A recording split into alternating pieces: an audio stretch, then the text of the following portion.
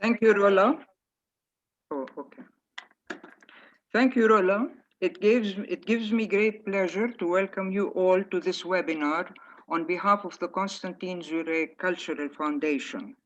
I would like to thank our two co-sponsors, the Arab Council for Social Sciences and its director, Dr. Satini Shami, and the History and Archaeology Department at AUB, and its acting chair, Dr. Paul Graham Newson, for their valuable contributions to the organization of this webinar. I would also like to thank the staff of the Council and the Department for their significant efforts, in particular Rula Kilajian at ACSS and Nabiha Saili at the AUB History and Archaeology Department. The idea of this webinar began when Hana Sleiman, who received support from our foundation in 2020 for writing her PhD dissertation, proposed this panel with two colleagues, Alaa, Murad and Idriss Jebari, to present their complementary work exploring modern historical thinking by Arab historians across three areas in the region and different periods extending from 1890s to 1970s. We thank our speakers and are very happy today that they have the floor to present their work to this interesting audience. We are also happy and privileged to have Ilham Khuri-Makdisi moderating this panel and serving as discussant. Dr. Khuri-Makdisi is Associate Professor of Modern Middle East History at the American University of Beirut. She specializes in the history of the Arab provinces during the late Ottoman period. Among her publications are The Eastern Mediterranean and the Making of Global Radicalism, 2010, and her forthcoming book chapter, Worlds in Motion, Al-Bustani's Arabic Encyclopedia, Da'irat al-Ma'arif, and the global production of knowledge in the late Ottoman Levant and Egypt, 1870s to 1900s. She is currently working on a history of translations between Ottoman Turkish and Arabic during the late 19th and early 20th century. Thank you, Ilham, and the floor is yours. Thank you very much. Dr. Zurayk. Thank you to the panelists. Thank you to the ACSS and to the AUB History and Archaeology Department. And thank you all to our audience for being here with us. It's a great pleasure and a real honor to be discussing and moderating this panel. I would like to just begin by introducing the panel, and I will begin by reading the panel description and the way in which the panelists themselves have put it together. So as Dr. Zurayk mentioned, the proposed title of this panel is Arab Historians and the Production of Modern Historical Thought between 1890s and the 1970s. And so this is a panel which examines the production of modern historical thought in the Arab world in the late 19th and 20th centuries. A growing body of scholarship has interrogated the methods, problem spaces, and genealogies of Arab intellectual history in general, and Arab historicism in particular. This panel contributes to this debate by exploring the genealogy and transmission of modern historical thinking across three nodes and periods. Beginning in late 19th century Egypt, passing through early 20th century Lebanon, and ending in late 20th century Morocco, the panel explores the iterative process through which Arab historicism was produced and refined. It begins with Georgi Zaidan's historical novels, written between 1891 and 1914, exploring his reconstitution of the Islamic past into a universal history, and the subsequent production of particular political and social imaginaries that resonate until today. The panel then moves to Constantine Zurayk's historical thought, focusing on the period between the 1930s and the 1950s, tracing his methodological and theoretical interventions that help define modern history as a category of knowledge and the modern historian as its guardian. Lastly, the panel examines Maghrebi thinkers' engagement with historicism in the 1970s in light of colonialism's lasting legacies on the one hand, and the circulation of ideas between Arabs on the other. Overall, the panel explores how historical thinking was inextricably linked to the political project of reversing historical delay, a matter that influenced the construction of its theories and methods. The papers begin to map a trans-historical Arab intellectual history that loosens the grip of ruptures and allows tracing those paradigms, practices, and problematics that passed on from one stage to the next. So without further ado, we are going to begin with our panelists. Our first, and I will introduce each one of them very briefly before they begin. Our first speaker is Alaa Murad. Alaa Murad is a PhD candidate in history at Brandeis University in Massachusetts in the US. Her current research focuses on the reappropriation of classical and medieval Islamic texts in the writing of 19th century history. Her dissertation, tentatively titled Telling Tales, Rewriting the Islamic Past Through Popular History, focuses specifically on Georgi Zaidan's historical novels as didactic tools of storytelling that redefined Islamic and world history. The title of Alaa's presentation today is Georgi Zaidan's Fiction and the Reimagining of Modern History. Alaa? Thank you so much, Dr. Ilham. I'm just going to share. Okay. Before I start, I just also wanted to thank everyone at the Zurayk Foundation, especially Dr. Huda and Rola at the ACSS, and of course the AUB for co-sponsoring, and my fellow panelists, of course. And thank you to everyone at the audience for choosing to spend their evening this way. Okay, so I'm going to be talking about Georgi Zaidan's fiction and his reimagining of world history. In 1892, in 1892, journalist, historian, and man of letters, Georgi Zaidan dedicated a permanent section to the serialization of historical fiction in his widely read periodical El Hilal, which is a literary, historical, and scientific magazine. That's how it defined itself. At the time, the young Levantine immigrant from a modest Greek Orthodox family had left the Syrian Protestant College, what we know today as the AUB, settled in Cairo, and continued to make a name for himself as an intellectual, both regionally and globally. Today, El Hilal boasts being one of the oldest running periodicals in Egypt, and while its press, Dar El Hilal, continues to hold its founding father in high esteem, it has maintained little to nothing of the periodical's original concept. And how could it? Zaidan's 19th century project was less a news magazine and more a platform for the reconceptualization of world history, in which his fictional stories played a central, yet often marginalized role. Scholarship on Zaidan has often focused on Zaidan's contribution to the rise of the Arabic novel, as in, for example, Mehdi Musa's work, or his life, legacy, and contributions to Arab thought, as in Thomas Phillips' work. Much has been written about Georgi Zaidan's prolific intellectual life and production, but very few historians have taken his fictional works as a point of departure. Zaidan's novels, as defined by the author himself, were histories that subjected a romantic or otherwise literary plot to produce an accessible and didactic narrative for mass readership.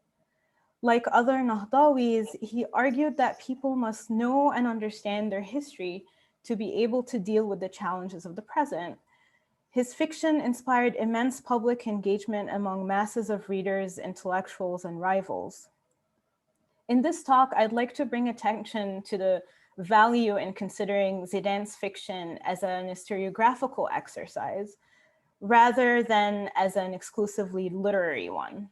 What can we learn if we take seriously Zaidan's claim that his stories were works of history? To this end, there are two related aspects of his fictional works that I would like to discuss today.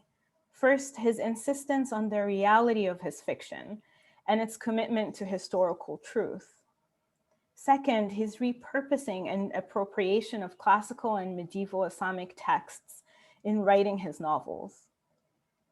Together, these two features of Zaidan's fictional work allowed him to popularize and universalize Islamic history and transformed his claims over the Islamic past into a serious source of anxiety that lingers around his novels until this day. Zaidan's explicit claims in Al Hilal that his fictional works are real history were consolidated in two main ways. First, he highlighted the affective nature of historical experience, And second, he borrowed and cited information taken from historical sources in his fictional works. So if you read the original stories in Al-Hilal, the way they were serialized, you will find footnotes in his work.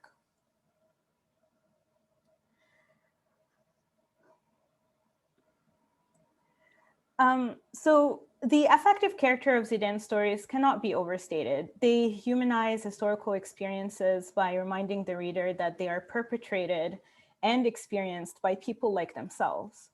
In his novel Asir al-Mutamahdi, or The Mahdi Pretender's Prisoner, for example, Zidane gives an initially fragmented account of the 1860 massacres of Mount Lebanon and Damascus, but focuses on Damascus. His references to these violent events as tragic eventually lead to a detailed narrative of a young Muslim man, Ibrahim, going door to door with the murderous mob in Damascus, targeting Christian homes. After killing a young Christian man, desperate to protect his fiancée and accidentally the young woman herself, Ibrahim hides from and eventually escapes a Muslim militia intent on stopping the violence against Christian homes and restoring order, led by Abdul Qadir al-Jazairi. Abdul Qadir al-Jazairi is a real historical figure. He was a prominent anti-colonial leader and scholar exiled from Algeria by the French, who reportedly surrounded himself with trained men and prepared his band of Algerian followers to act as quote-unquote Christian protectors. In the story, the fleeing Ibrahim hears al-Jazairi pass a quick verdict against him. He says, al-Jazairi says, capture and kill him, for he deserves to die for his crimes. In Zidane's view, the real al-Jazairi was the only force that stood between the Syrian Christian community and total annihilation, Ottoman officials being completely absent from the scene. Before learning Ibrahim's backstory, the reader knows him simply as the protagonist, Shafiq's father and a respected Besha. Zidane tells this side story as a testament to the precarious state of religious minorities under a modernizing Ottoman state, and explicitly notes the failure of the Ottoman edicts to serve as a true equalizing force between religious communities. He confronts readers with the transformation of protected minorities into collectively targeted equal citizens. Ibrahim, who lives a full life free of punishment, grows old to see his son marry his beloved in the aftermath of the British invasion of Egypt. Still, Ibrahim explicitly admits in his recollection, the events of 1860, that he would have deserved to be executed at the hands of al-Jazairi and his men. He carries enough guilt of his crime to remind the reader of its horror, but not enough to change the course of his life.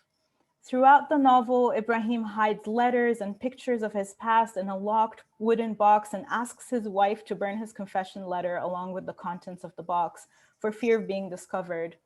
The reader is only able to peek into the box against Ibrahim's wishes toward the end of the book. Ibrahim's story is fictional as far as we know, but Zidane turns the character into the embodiment of the collective guilt of a complicit majority, and Ibrahim's wealth and success juxtaposed with the bloody murders he committed into a candid condemnation of impunity. Though the young protagonists of Asir al-Mutamahdi get their happy ending, Zidane's central historical events, like the 1860 massacre, lingers completely unresolved.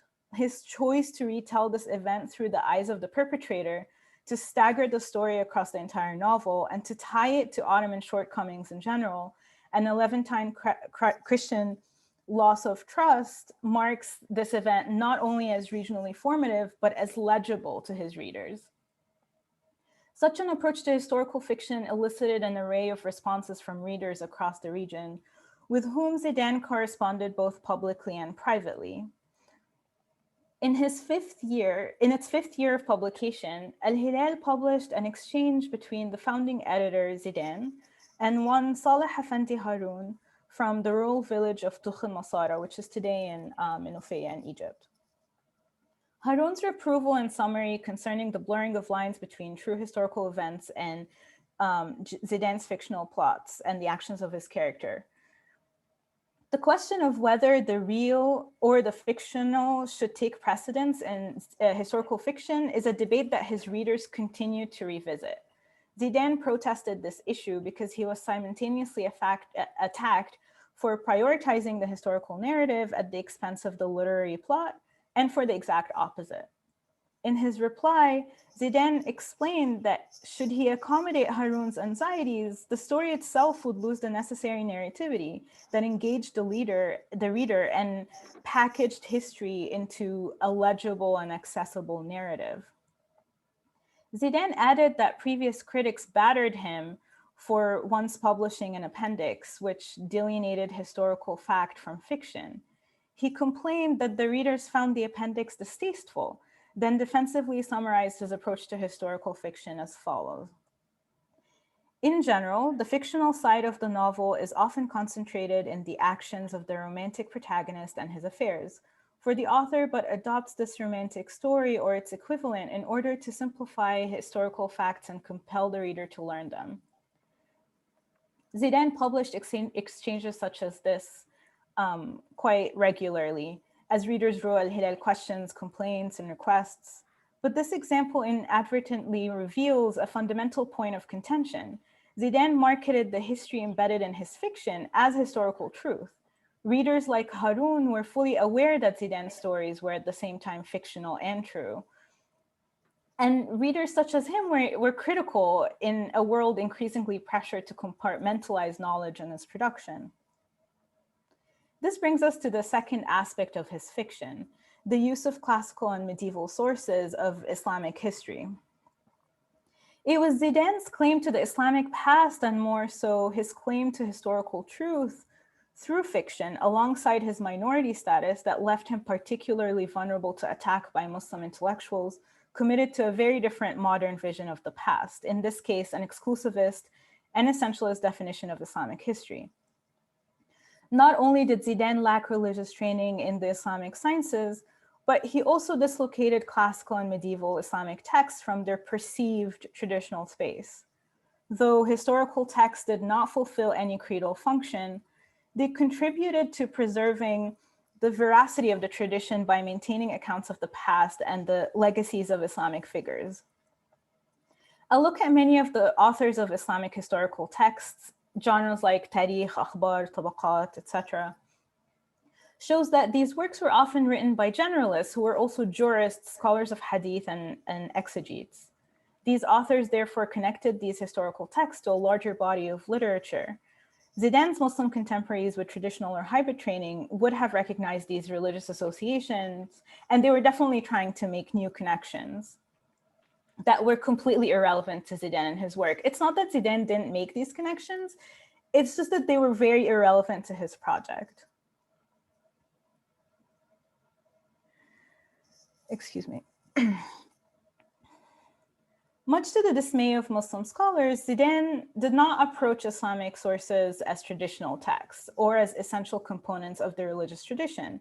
He used them with no regard to madhabi distinctions either, and treated them as equal repositories of knowledge to Orientalist scholarship. Both the blurring of the lines between history and fiction and Zidane's approach to Islamic sources drew scholarly criticism and personal attacks on Zidane. Consider Rashid Rida's multifaceted reaction to Zidane's fiction as an example of the public discourse and anxiety that began to develop around his novels. In a 1902 review of the serialized story Al-Hajjaj ibn Yusuf, Rida defended Zidane's fiction for being genuinely enjoyable and educational, but explicitly noted that the stories have been the source of public anxiety and concern for placing Islamic history within a fictional context. Elsewhere in Al-Manar, Rida's Islamic reformist periodical, he responded to a reader who inquired about the permissibility of reciting the Quran at a cemetery, a practice which Zidane situated in early Islamic Arabia in his novel Adra Quraysh, or The Virgin of Quraysh, and attributed to Ali ibn Abi Talib. Rida responded to the reader's inquiry that no unorthodox practices would have taken place in early Islamic society, but he also explicitly said that there was no consensus among Muslim scholars in the matter, and that the reader should not have used fictional stories or histories as sources for religious teachings, but rely on the muhaddithun instead. Rida's response highlights the duality problem of Zidane's stories being at once history and fiction, In addition, the small reference to Ali ibn Abi Talib in Zidane's story was based on several sayings and reports of him taken from Ibn al-Athir and Nahj al-Balagha, a classical compilation that was published, that was written by al-Sharif al-Radi in the 9th century. Rida firmly rejected the reliance on an Islamic chronicle such as Ibn al-Athir or a compilation like the Nahj, whose authenticity had been questioned by renowned Sunni scholars like al-Dhahabi and Ibn Taymiyyah as sources for Islamic creed or conduct. More importantly, Rida claimed that only scholars of hadith, not unlike himself, had the authority to comment on such religious questions and discussions. A similar argument was made by Rafiq al-Azm, who admonished Zidane to reconsider his approach to historical fiction as a historian, who must avoid merging truth and fantasy, specifically in relation to Islamic history. These are but examples of a larger public discourse that erupted around Silsilat Riwayat Tarikh al-Islam, as Zidane's stories were collectively called, which are yet to receive comprehensive studies that tie Zidane's novels to his non-fictional works and the wider heterogeneous intellectual and social discourses of the Nahda. It was precisely because Zidane's novels were so successful and impactful and profoundly influential that such anxieties surrounded them. They questioned the stability of historical truth as an intellectual concept and the emerging claims over the past and its repositories. So who can use these repositories and who has claim over them? The fluidity by which Zidane navigated fiction and nonfiction can also be seen as an experimental phase in the trajectory of Arab history that sought to make Islamic history modern, universal, and not strictly Muslim. Islamic history, Zidane's history was not yet a modern science, but an eclectic process through which he sought to widen the audience being both consumers and makers of history. I have only begun to scratch the surface by tackling the emerging dichotomization of history and fiction and the struggle over meaning and ownership of Islamic history. These novels provoke countless more questions that I hope will invite scholars to investigate historical fiction as a rich source for the study of history. Thank you so much.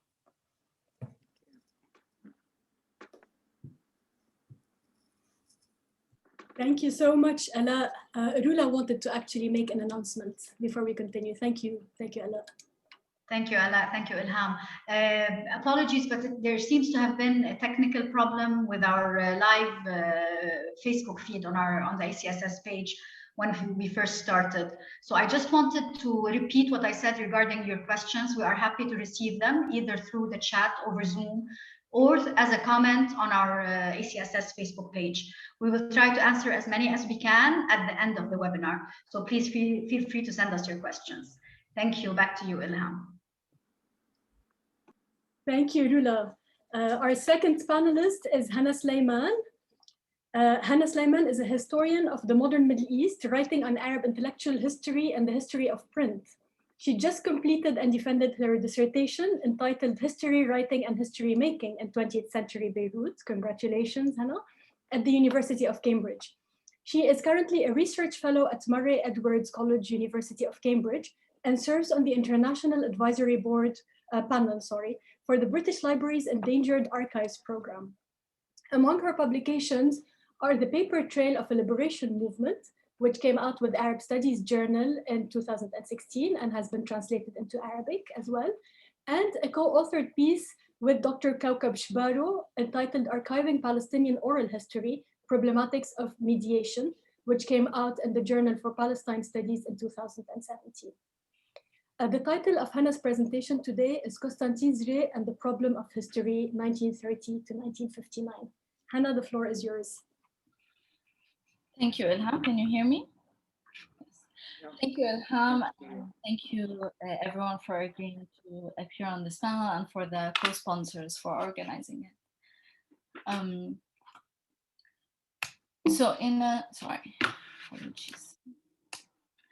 In a 1978 interview, Zurayk said, quote, "The essence of the problem of history is, are we ruled by history or are we the ones determining it? In asking this question, he pointed to a problem that permeated his thought and work over 7 decades. As I will discuss in this presentation, the problem of history for Zurayk was as much as about the past as it is about the future. And this is a concern that animated his writing in addition to his teaching. Throughout his teaching career, he sought to form students as history makers as well as historical thinkers, or students who inquire into the meaning of the past in relation to the Arab people's future aspirations. Constantine Zurayk was a preeminent Syrian intellectual, historian, diplomat, educator, and Arab nationalist. It is not possible to adequately introduce him in a few minutes, nor do I think such an introduction is necessary for this audience. Suffice to say, he was a towering figure who casts a long shadow over Arab intellectual history.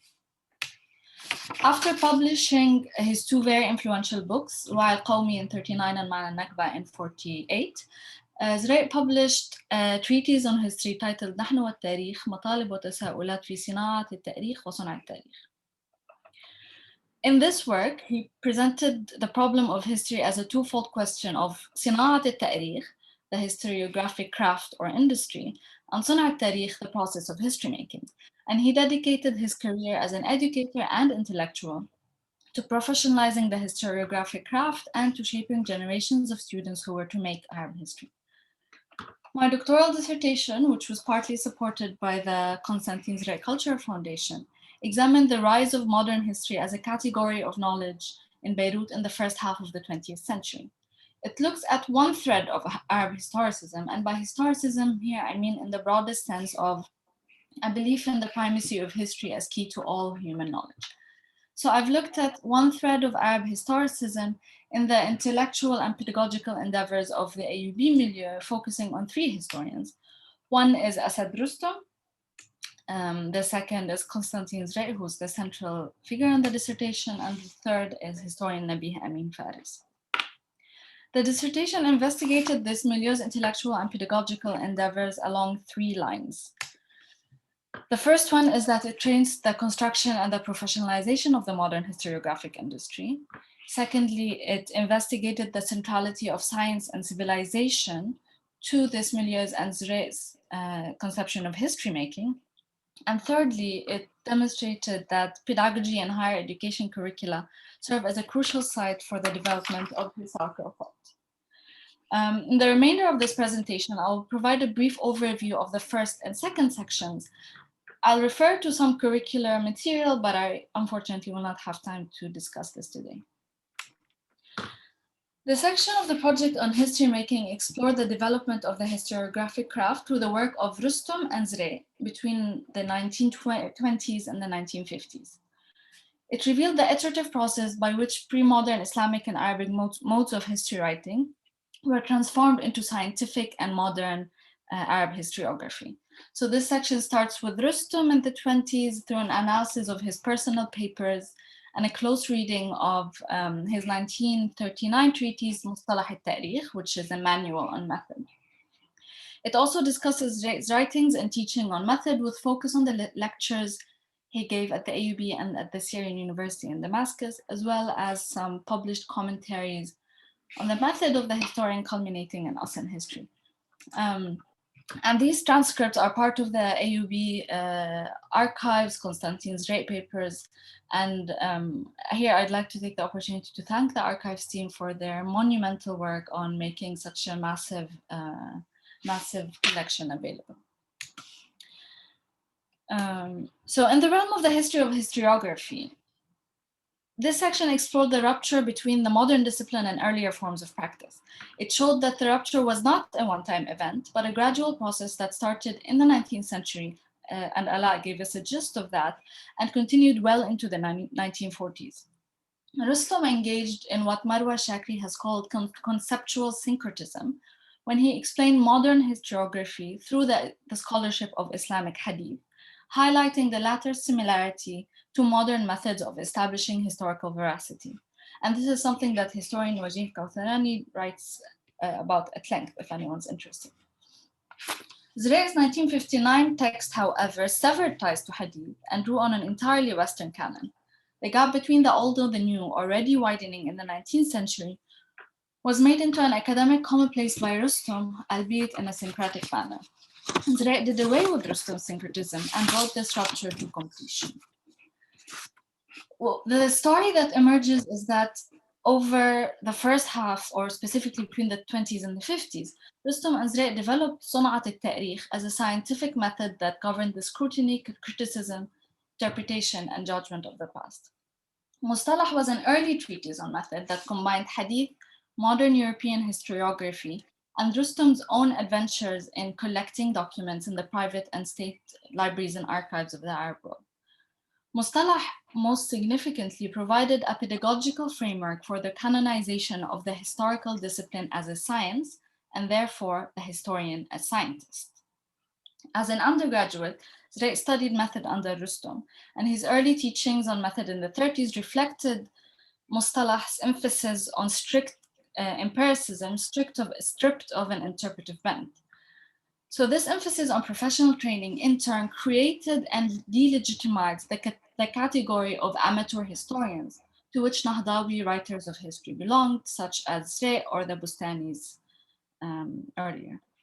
It enshrined scientific training as the hallmark of legitimacy in retelling the past. So this is in the 30s, but as Zurayk moved forward further in his writing and teaching in the 40s, this was changed or expanded, where the historian's duty was expanded beyond the commitment to empiricism and towards public engagement.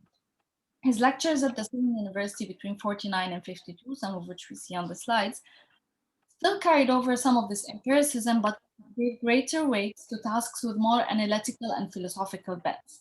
This was marked by his emphasis on interpretation and judgment, now becoming a key part of the historiographic process. By 59, so about, again, a decade later, those tasks took center stage and became the defining characteristics of the historian. And in this process, Zurayk redefined impartiality, which was the hallmark of modern historiography. He redefined impartiality as an engaged trait, one that departed from the discipline's scientific base to engage with its philosophical horizons. He wrote that, quote, "Whereas history is a science in investigation, it is a philosophy in its attempt at a holistic understanding, connecting facts and interpreting causes and effects. It is also a literary form and an art in its exposition, performance, and pronouncement." End quote. So Zurayk redefined the modern Arab historian not only as a writer and a scientist, but also as an advocate and judge, and a philosopher. Historians were to be impartial but engaged. They did not only critique sources, but filled in history's gaps through creative reasoning. They did not merely relay the past, but they brought it alive in their person and they spoke its language. They interpreted and judged the past, uncovering historical truths from the viewpoint and at the service of the present. Zurayk's stipulation of the public-facing aspects of historical writings were very similar to Nahdawi historians, actually. But the key difference, however, is in method.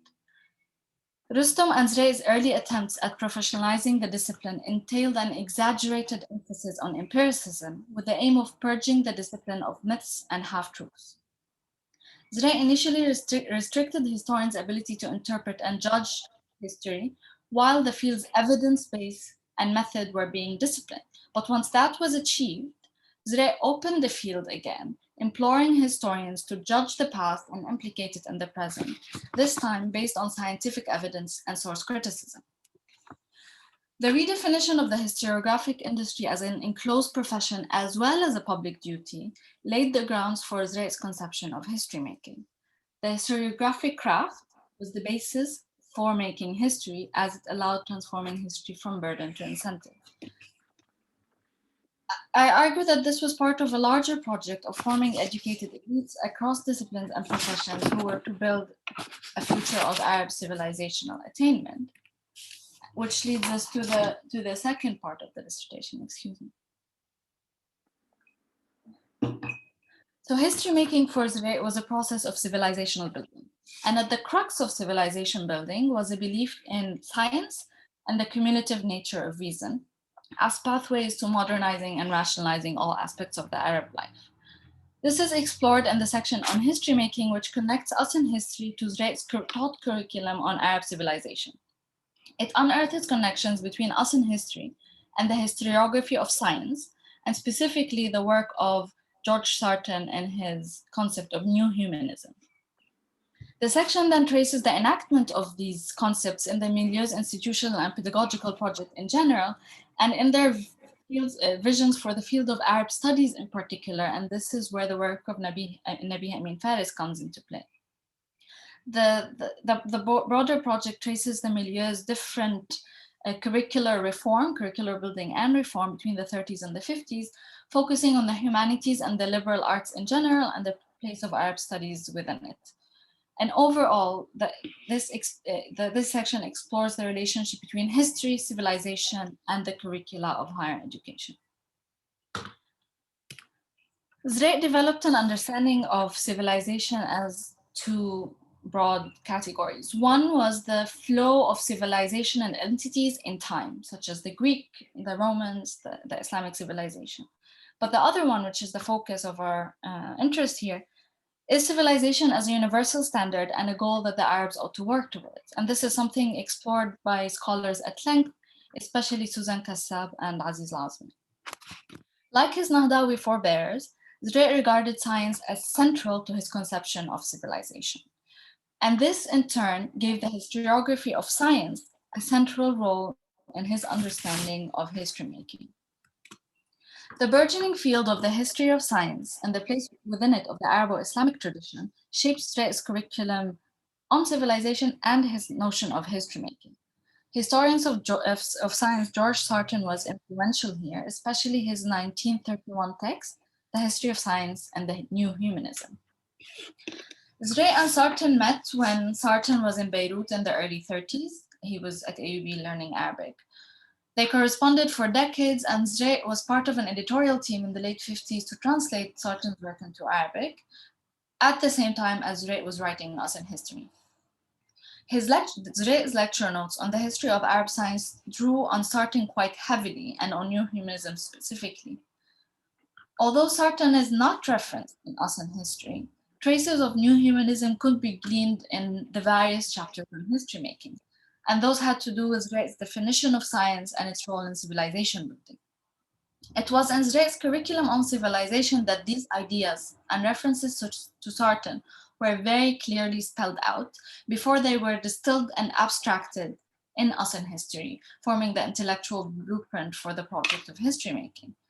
And this is only apparent through reading Zurayk's curriculum. Reading Us in History alone obscures these connections to the historiography of science, but reading the curriculum makes them, brings them to the fore, which further supports the argument that curriculum is as important a medium for thought as is the published manuscript, because it is the intermediary space where ideas are experimented and essayed before they make it into print. So Zurayk and Faris read, taught, and translated Sarton. Engaging with his work, they developed their own view of the history of science. And they most importantly, they celebrated Sarton's achievements in the field and how he brought to the fore the Arab civilization's contributions to the history of science. And they implored their students to learn from and take up this mantle. It was through Sarton that they encountered the Arabic sciences. And in the process, they adopted Sarton's linear understanding of science as universal, Western, and modern. And this is something that Marwa Shakri discusses in her work in detail.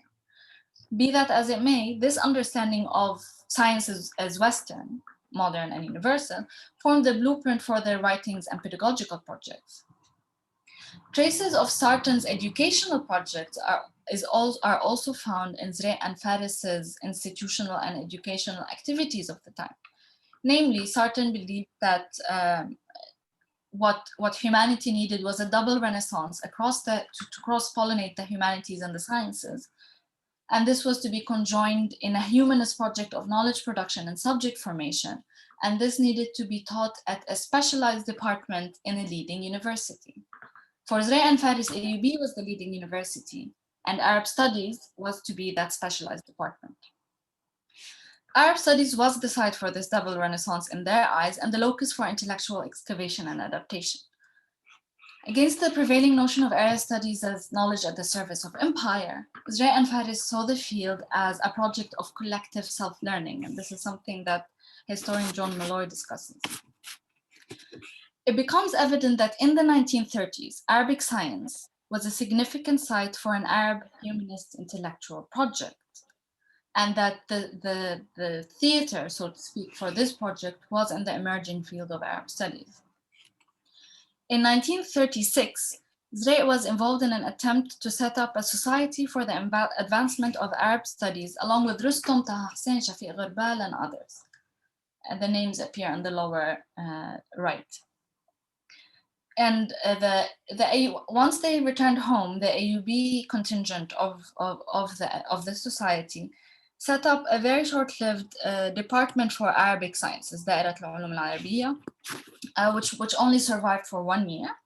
And that project died out for a while until the Arab Studies Department was set up by Zurayk and Faris in 1949. And the history of that department is fairly well documented. Sorry. Zurayk left for Damascus the year ASP was founded. He served as the head of the Syrian University and also taught there. When back in Beirut, he served as acting president of AUB between 55 and 57. One of his main activities in this time was an ambitious reform process he embarked on starting in 1956, along with Charles Malik, Nabi Amin Faris, and many other, actually all heads of departments at the AUB. The details of this attempted reform are very important, but unfortunately I will not have time to cover them here. What is relevant to our discussion is that part of this reform, Faris suggested setting up Arab studies as the space that encapsulated ancient civilizations and languages, the Greco-Roman tradition, and the Arabo-Islamic tradition, in addition to art, architecture, etc. So Arab studies was to be the umbrella for humanist knowledge, except for the Euro-American knowledge, so Euro-American history, languages, etc., were to be taught in their separate departments. So the School of Arts and Sciences was remodeled with the Arab Studies department as the jewel of the crown.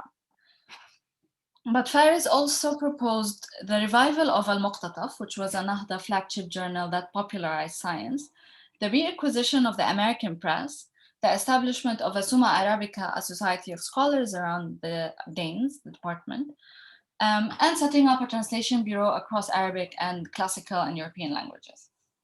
The project clearly resonates with the Nahda, as it attempted to bring back two of its key institutions, Muqtataf and the press, but it also had this encyclopedic ambition to sum up knowledge. Whereas these proposals were never fulfilled, they are important to read in the same way as urbanists read city maps, not so much to learn how things materialize, but rather to gain an understanding of the debates and imaginaries circulating at the time. It becomes apparent that the creation of a new departmental unit and scholarly subfield aimed at studying, critiquing, highlighting, and kind of interrogating the Arab scientific and civilizational lineage. In unearthing the scientific tradition and teaching its moral and intellectual lessons to a new pan-Arab elite, Zurayk and Faris saw themselves as fulfilling their function as history makers, individuals who determined history by interrogating the past and using it to fulfill their aspirations of the future. Zurayk, Faris, and Rustom encountered the Arabo-Islamic tradition and studied it in depth through American and European forms of knowledge, such as the history of historiography, science, and area studies. They reproduced this knowledge over decades, adapting it to their specific contexts and visions for building a rational, scientific, and modern Arab future. But it's important here to distinguish that the history of historiography and that the history of science played very different roles in this process. The history of historiography was where Zurayk and Rustom first encountered modern historical thought. The encounter, however, was alienating, as it wrote out the Arabic historiographic tradition. Rustom attempted to temper this Eurocentricity, however tenuously, to root modern historiography in hadith, Islamic hadith scholarship. For his part, Zurayk rejected this Islamic lineage, arguing that hadith had no bearing on modern historiography. He did not attempt, as Tarif Khalidi later did, to study the tradition in depth and build on it, but rather accepted the rise of modern history as a European story of enlightenment, erasing older traditions of knowledge. This erasure, however, was not conducive to Zurayk's project of reclaiming the Arabo-Islamic rational tradition in order to build the future. For that project, he turned to a field that was slowly but steadily growing more welcoming and inclusive of the Arab tradition, which is the history of science. The field in general, and Sarton's work in particular, celebrated the Arabo-Islamic tradition and gave it a central place in the development of humanity's critical acumen and scientific credentials. Although this was a meta-narrative that still culminated in the triumph of the West, it proved more inclusive of the Arabs and therefore more conducive of Zurayk's project of knowing the past to build the future. Whereas the history of historiography wrote the Arabs out of humanity's march for progress, the history of science found a place for them. And it is for this reason that the latter provided the blueprint for Zurayk's project for history making. To conclude, Zurayk saw that the Arabs' present condition, epitomized in the loss of Palestine, posed an existential threat of disintegration and historical oblivion. His proposed solution to the crisis of the Arab present was to assess the past critically and reclaim the scientific and rational ethos that the Arabs once possessed. And this was the crux of his historicism, a knowledge of the past, built consciousness in the present, and laid the foundation for the future. The history of science became the operative domain for the knowledge of the past, while scientific truth came to be the organizing principle of historiographic method and worldview. Thank you. Thank you so much, Hana. And now we turn to our third, last but not least, third speaker, Idriss Jebari. Dr. Idriss Jebari is a historian of the modern Middle East who writes on the cultural and intellectual history of North Africa and Arab thought. He completed his doctorate in 2016 from the University of Oxford, and his doctorate was entitled The Production of Critical Thought in the Maghreb, Abdullah Al-Arwi and Hisham Jait, 1935 to 1978. He teaches at Trinity College, Dublin in Ireland, after having carried out research positions at the University of Oxford, AUB, and Baldwin College. Among his most recent publications are The Rise and Fall of the Arab Left, which came out with Routledge, the Routledge Handbook on Political Parties in the Middle East and North Africa in 2020, and The Other Khatibi, Envisaging Arab Intellectuals After the End of Grand Narratives, which came out this year. The title of Idriss's presentation today is Ibn Khaldun to Decolonization, The Travels of Historicism and the Maghreb.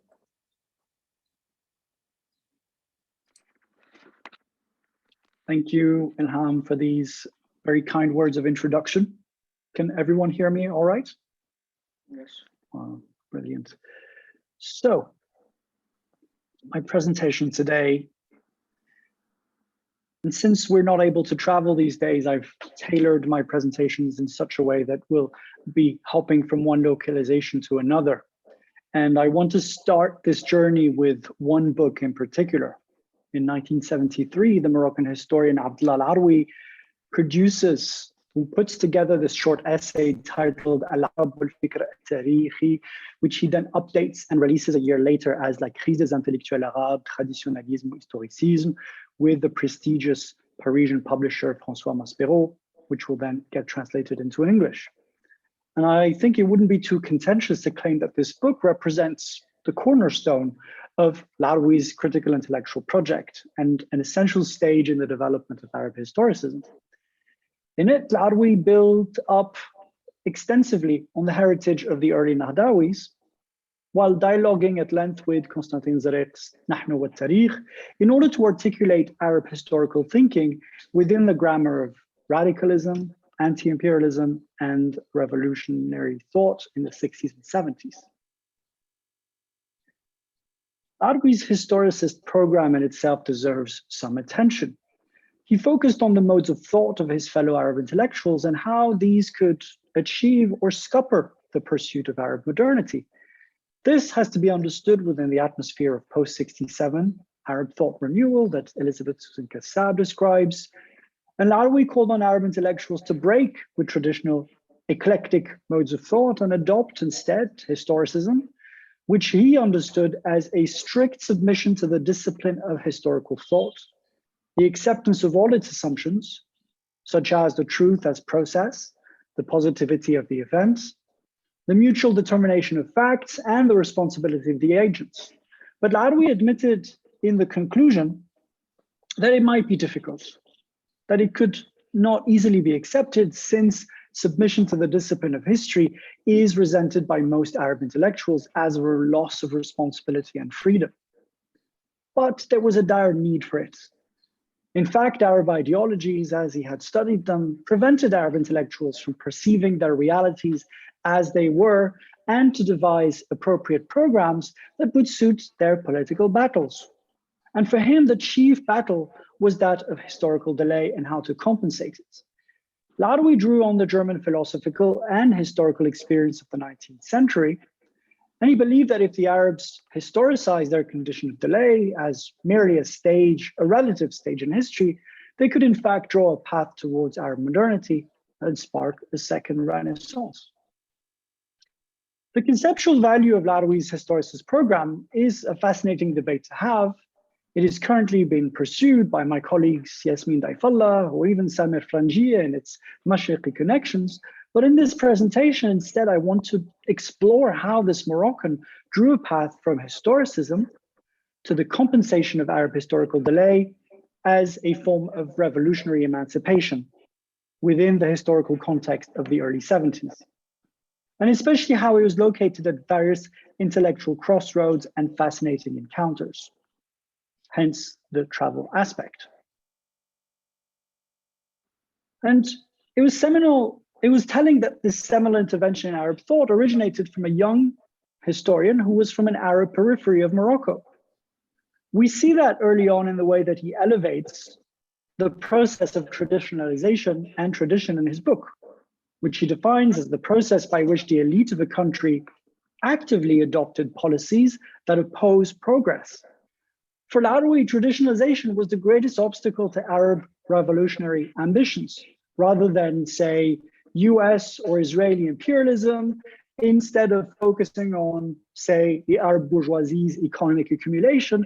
Al-Arawi denounced with particular strength, sometimes, some other times between the lines, the domination of the Istiqlal party in Morocco and its leader Alaa al-Fassi, pictured here on the left, who dominated Moroccan debates on national identity, national culture, and the Arabization of education reforms. This critique was also applicable to the neighbor, the socialist and revolutionary Algeria, then under the tenure of the influential minister Ahmed Talib Ibrahimi, pictured on the right, who sought to reverse 132 years of French colonialism by, quote unquote, recovering Algerian authentic personality, again, through education reforms. And what this tells us from the start is that we need to consider the multiple contexts that give meaning to the label Arab when we talk of Arab thought, since at the time in the early 70s, well, the issue of tradition and traditionalization were not leading issues in the debates in the Arab Center, which I searched for in the journal Dirasat Arabiya, and would only become so a decade later in such journals as Al-Mustaqbal Al-Arabi, Al-Fikr Al-Arabi Al-Mu'asir, under the driving influence of someone like the Moroccan philosopher Mohammed Abd al-Jebari. Hence the need to focus on circulation of Arab historicism. And for that, I need to make a few points to my particular methodological approach, and especially to think about how ideas circulate in the Arab region. And starting with Al-Arawi, despite coming from the periphery, we see that he did not receive or adapt historicism to local realities, nor was his journey as simple as that of a traveling theorist who, by receiving recognition in the center, would see it as the culmination of his intellectual project. In fact, this whole case around Al-Arawi challenges the dynamics of production and the circulation of ideas because of the iterative process that in this case was not linear, taking place at different points in time, at different geographical locations, and that attests to the way Maghribi ideas are projected in space through other locations as well. Hence why I will look or retell this history in a greater form of dynamic interaction between these three stages of the process of knowledge production. And in this study here, I propose to disentangle the journey of this core book, like Crise des Intellectuels, by consider how it has circulated and been received in three locations. I start with the Genesis period in Beirut, the reception and circulation in Beirut, followed by the Genesis period in Paris as a space of critique against Orientalism, before finishing back in North Africa, the Maghreb, to look at the multiple ways that these ideas have been transmitted from one generation to the next, building up the specter of historical delay that was inherited from Maghrebi predecessors. And so in the remaining space of this paper, I just want to explore some of these influences, encounters, conversations, and ambitions that were foundational for this Moroccan historian, but that can also help us depict Arab historicism and Arab thought as a layered and dynamic set of philosophical traditions with multiple entry points, all of which were put together in order to carry out the revolutionary act of the decolonization of history. So as you can see, our story will be located in between these 3 points. And since I am the last presentation on this panel, I'm hoping to make you travel with me a little bit. And our first point of arrival is Beirut. Laoui's La Crise des Intellectuels was composed when this young Moroccan historian was traveling extensively in the region in the early 70s. The Rabat University was paralyzed by student strikes, as he described in his memoirs. And we do not know exactly the moment and the circumstances that shifted his gaze from Cairo to Beirut, but in these memoirs, Khawatir al-Sabah, he indicates that the question of Palestine was central to it. Laoui's first book, L'idéologie contemporaine, was caught in the crossfire of the 1967 defeat and Sartre's betrayal, as described by Yoav Di Capua.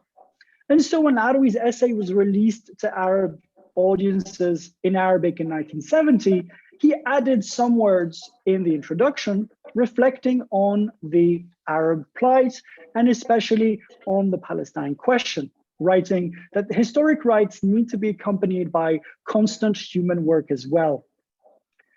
And with these judgments, he broke rank. Later, at a roundtable in Morocco for the journal Le Malif, he continued reflecting on the Palestine question by saying that the Palestinian revolution will remain Palestinian rather than to be a catalyst for all Arabs. He dismissed this revolutionary romanticism, pointed to Algeria in comparison for how a revolution can be carried out. And later on in those memoirs, he receives a letter from Yassin al-Hafiz, the Syrian thinker, on the negative reaction that his non-romantic views on Palestine was receiving in Arab left, and blocking the publicization of his book, and leading Laoui to lament, and I quote, "the limited space given to Maghrebis to comment on the Palestinian question and the Mashriq as a whole." And so these reactions provided his entry point in order to start defining or redefining the revolutionary process and how to emancipate Arabs at this crucial historical juncture. And departing from what he had experienced with the question of Palestine, he then began to enlarge his lenses to think about Arabs and history as a whole. And that is why the first chapter of his book, La Crise des Intellectuels, is titled The Arabs and History and contains a lengthy dialogue with Zurayk's Nahnu wa Tarikh. He pays homage to his predecessor, but also points to the limits of this positivist conception of history that Laoui believes was profoundly linked to the crisis elicited by the Palestinian question, the Moroccan writing on the insufficiency of describing the events for the right to emerge and to be accepted by all. And Laoui then adds, it is not enough to indicate who is to be held responsible and to stop there. It must be explained why our position on this problem that seems to be clear to us, but has only been accepted by a minority. And so in that chapter's concluding passage, he does affirm that in 1968-69, Palestinians have, through their declarations, shown and understood that what has been lost by means of a half-century-old process cannot be regained except by means of a similar process. To make and to unmake, to recombine the facts of history does take time. For him, this was an opportunity for the Arabs to re-enter history, as he says, understood here as a process of reinforcing ourselves by all means to force Israelis to limit their appetite on the ground, rather than simply stating and describing the event that forms the basis of their claim. And so with one swift move, Laroui's critique on the question of Palestine made him or took him towards the wider topic of Arabs and history. Oops, forgot to turn my slide. I now turn to the second location of Laroui's historicist program, which is Paris. And it was in Paris that Laroui revised his views on the Arab historian's role, writing against passive and detached postures, since he affirms that speaking of others in the past is always a way of speaking of one's own destiny, and that history and politics meet, and that they are one and the same thing. But I would ask, why did he reach these views in Paris in the early 70s of all places?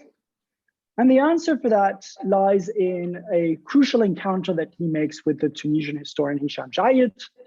And together they began to tackle the effigies and assumptions of Orientalist scholarship that continued to dominate their histories more than a decade after independence. In Khris, one of the surprising and unexpected elements was that he devoted a lengthy and frankly unexpected chapter to the method of Gustav von Grunebaum in depicting the Arabs and cultural anthropology. The mystery deepens when we learn that in fact it was the Austrian Orientalist von Grunebaum who invited the young Moroccan historian in 1967 to join his new department of Near Eastern Studies at UCLA to teach North African history. Laroui spent 3 years in California, and this period is routinely ignored, despite leading to the book L'Histoire du Maghreb, pictured here on the left. And I want to stick around with his book because it really carries his historiographical intervention. Laroui explained in the introduction that his ambition is to read Maghribi history in order to interrogate the origins of this historical delay.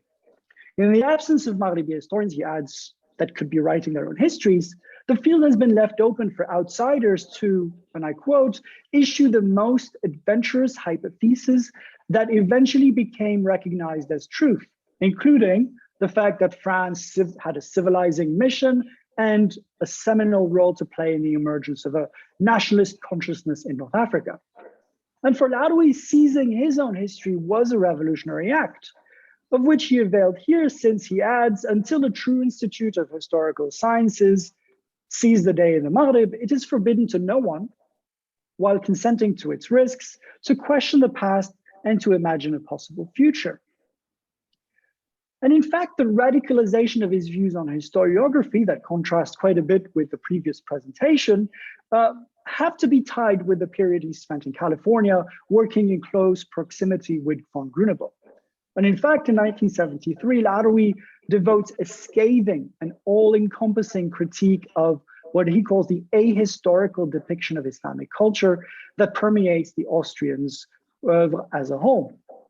And among the criticism that he levels at von Grunebaum was that his whole understanding of Islamic culture was based on a flawed historical regime, an impoverished concept of history, too many distortions, too many reductions, and too many subjectivist confusions.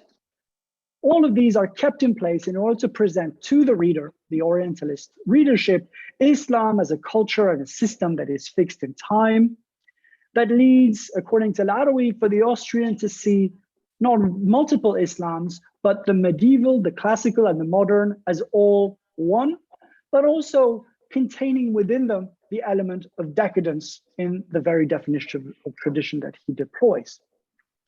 And since von Grunebaum passed away shortly before Laroui's historicist dismantling of his culturalist assumptions, we're forced to reconsider who was the audience of this particular intervention.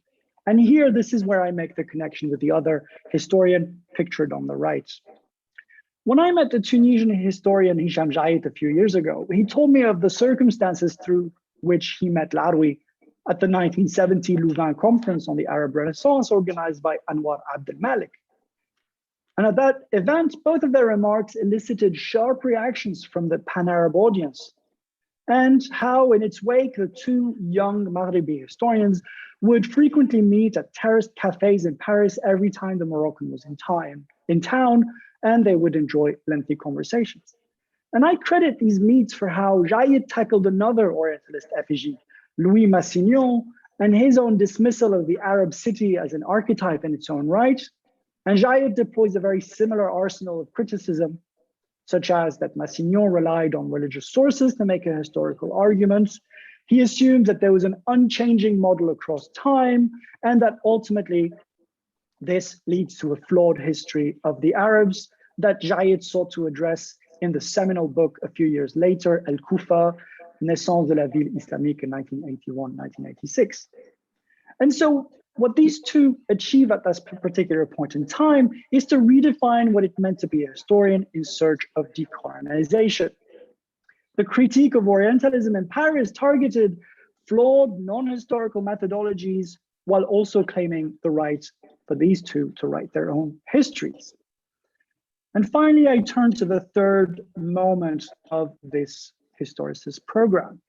The journey takes us back to the Maghreb, but not in the 1970s, but rather a generation earlier, under the late French colonial control over North Africa, to ponder and elucidate why historical delay hovered around these thinkers as a ghostly specter.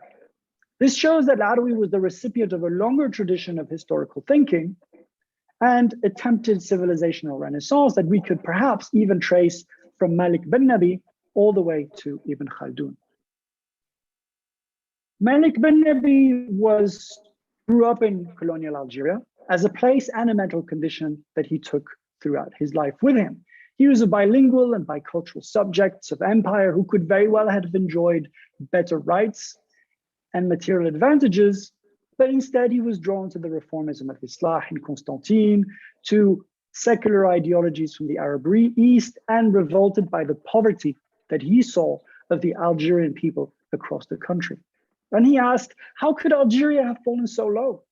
On the eve of the Algerian War of Independence, he attempted to formulate a theory of history and envisage a form of Arab Islamic Renaissance in two texts in particular, Les Conditions de la Renaissance in 1949 and Vocation de l'Islam in 1954.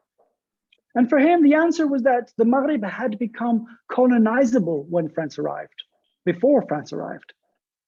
This notion, this unfortunate notion, would follow him throughout his life, numerous polemics and accusations that in fact he was victim blaming, giving ammunition to the French at a time when the Algerian intelligentsia was fighting for their cultural recognition as Algerians.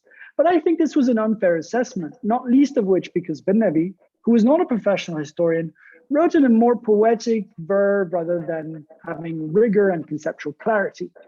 What he did achieve was produce a significant attempt to contextualize colonization with a different center of gravity, with Islamic history having its own genealogy. And he traces this colonizability, to a steady decline that began under the Almohad Caliphate, during which North Africa and Al-Andalus had been unified together, and instead, since then, Islamic society had been giving in to its worst instincts, such as moral corruption, frailty, which are all traits of the Jahiliyyah. And all of that succeeds in replacing human values in explaining the growth and decadence of civilization rather than any intrinsic traits. And in fact, there is even a moment where bin Nabi offers something of a mathematical formula to explain the health of civilization around three factors: man, land or soil, and time.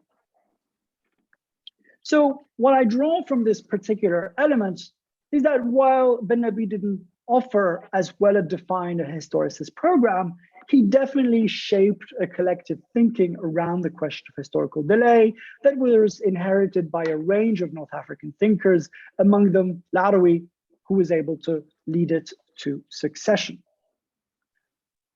And finally, as I read these pages from Ben Nabi, after reading Aroui's Histoire du Maghreb, I noted echoes from another historian of this region who had 6 centuries ago linked the rise and fall of civilization to a historical process, while also underlining the urgency to spark its revival.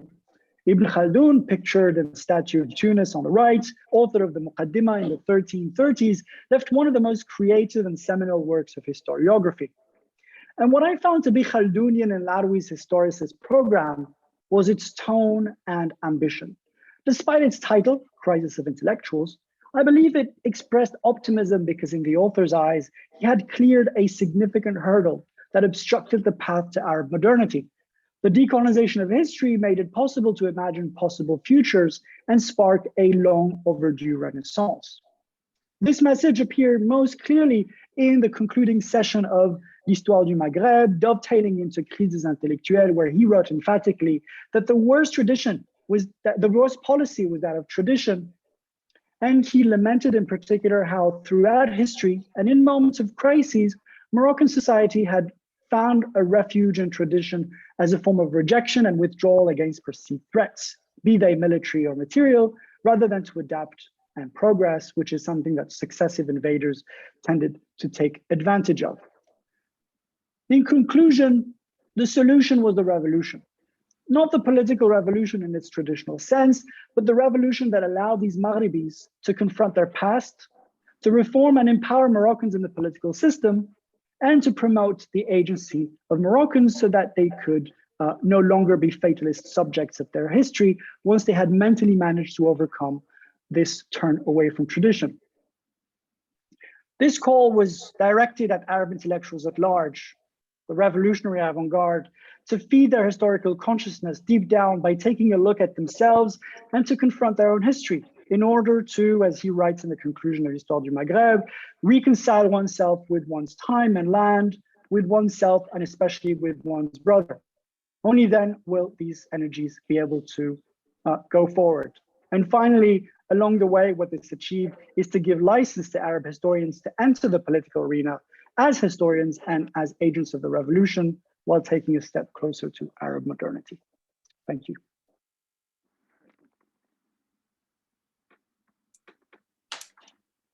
Thank you very much, Idriss.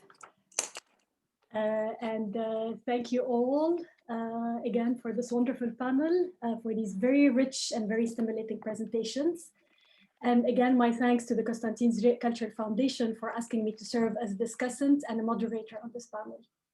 So just a caveat before I start, which is that my comments today are in fact based on the drafts that were sent to me ahead of time, some of which were longer than today's presentations, but I do hope that they will serve as a productive springboard for today's discussion. I want to begin by emphasizing this panel's important methodological contributions to the field of Arab intellectual history.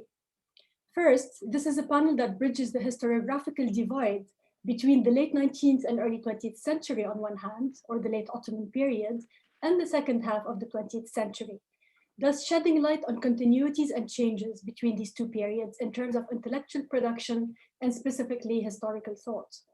Second, this panel analyzes intellectual production in the Arab East and the Maghreb and illuminates the ways and degrees, in fact, in which the production of history in these two parts of the Arab world were mutually constitutive.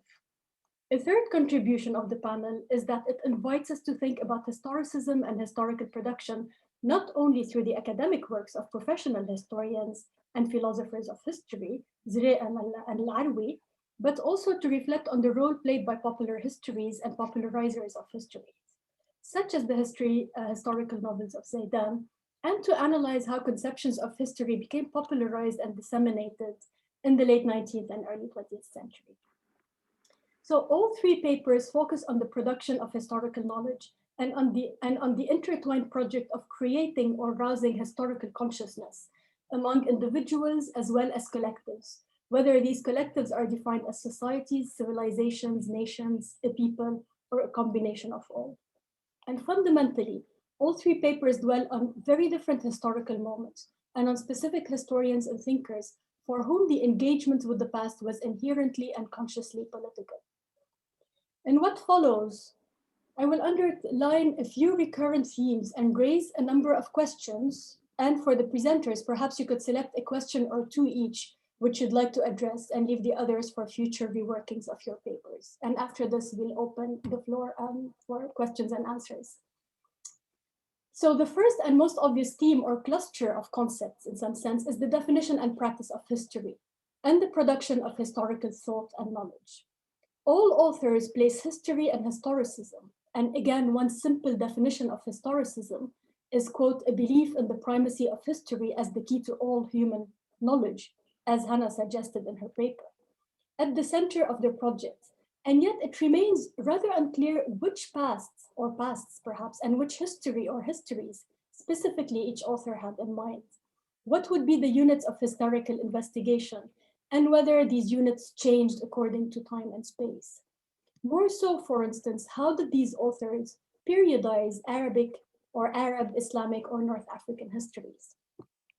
In the case of Zaidan, one of the texts discussed in Alaa's presentation covers the events of 1860, as narrated in a novel set in 1878.